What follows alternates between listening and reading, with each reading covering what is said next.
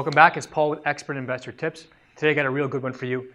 How to use the 10% rule when choosing new tenants for your investment property. So there's a rule of thumb, and we call it the 10% rule.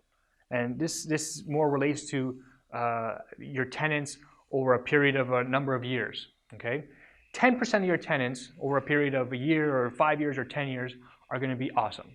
They're going to be people you want to invite over for dinner. They're going to be people you want to hang out with. You're probably going to make friends with them, and you're going to be sad when they leave. You're going to be happy when they're there. You're going to be sad when they leave. They're going to be great tenants. And 10% of your tenants are going to be the complete opposite. And I know it kind of sucks to say that, but unfortunately, no matter how good of a landlord you are or how good of a tenant you think you are, sometimes landlords and tenants just don't get along for whatever reason. And it could be a number of reasons. I'm not saying it's a tenant's fault. I'm not saying it's a landlord's fault, but it's going to be tough sometimes. And there's going to be some friction in that relationship. So you have to assume that 10% of your tenants, as an investor, as a landlord, you're not going to get along with well. They may not pay the rent, or you may have issues. And the other 80% are going to fall somewhere in the middle, and you're just going to be just fine.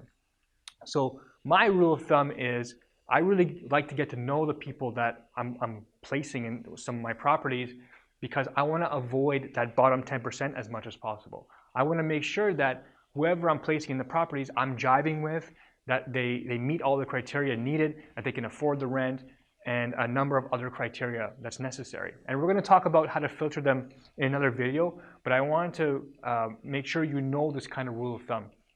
And I might get some hate mail about this, but you know what? It is the reality of the situation, that as an investor and as a landlord, you want to avoid that bottom 10% of people. It doesn't matter. Don't fill a property fast just to get it done, because you're going to run into the trouble. Take your time to filter, to do it properly, and you'll avoid so many problems in the future. This is Paul with Expert Investor Tips. Talk to you soon.